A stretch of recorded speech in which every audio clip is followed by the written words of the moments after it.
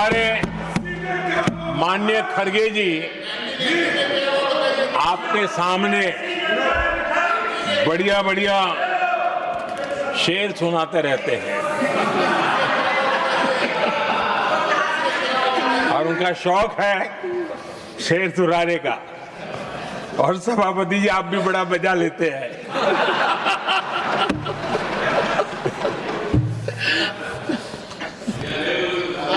एक शेर मैंने भी कहीं पढ़ा था,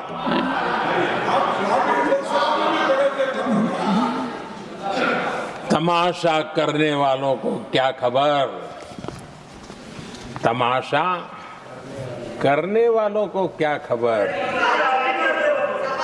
हमने कितने तूफानों को पार कर दिया जलाया है, हमने कितने तूफानों को पार कर दिया जलाया है। आदरणीय सभापति जी,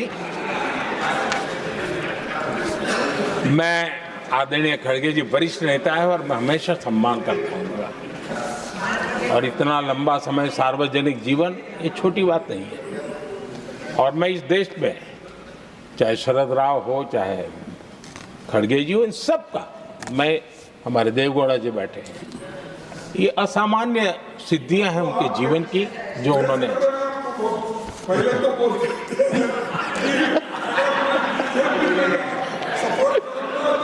ऐसा है खड़गे जी, आपको आपके घर में तो ये बातें सुनने को नहीं मिलेगी, मैं ही बता दूंगा।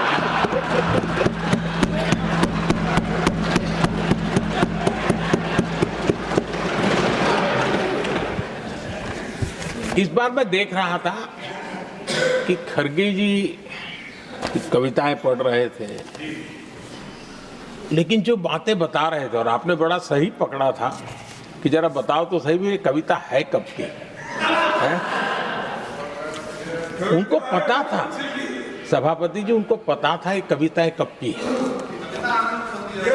भीतर कांग्रेस की दुर्दशा का इतना दर्द पड़ा था, लेकिन वहां हालत ये है कि बोल नहीं सकते, तो उन्होंने सोचा ये अच्छा मंच है यही बोल दें, और इसलिए उन्होंने नीरज की कविता के माध्यम से उनके घर के हालात यहां प्रस्तुत किए हैं। आदरणीय सभापति जी, जो आज के लिए सही है, खड़गे जी को मैं आज वही कवि नीरज जी की कुछ पंक्तियां सुनाना चाहता हूं।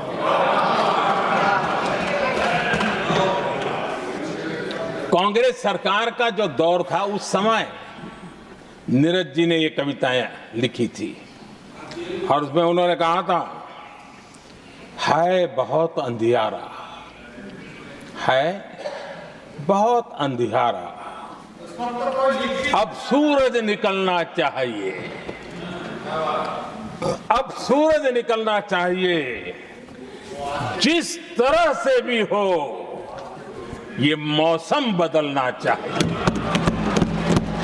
जिस तरह से भी हो ये मौसम बदलना चाहिए। नीरज जी ने कांग्रेस के उस कालखंड में ये कविता कही। 1970 में जब कांग्रेस, अरे चारों तरफ कांग्रेस ही कांग्रेस का राज चलता था, उस समय नीरज जी का एक और कविता संग्रह प्रकाशित हुआ था, फिर दीप जलेगा। हरिवंश जी तो अभ्यासु हैं तो उनको भली भांति पता है, उस समय उनका यह संग्रह प्रसिद्ध हुआ था, फिर दीप जलेगा।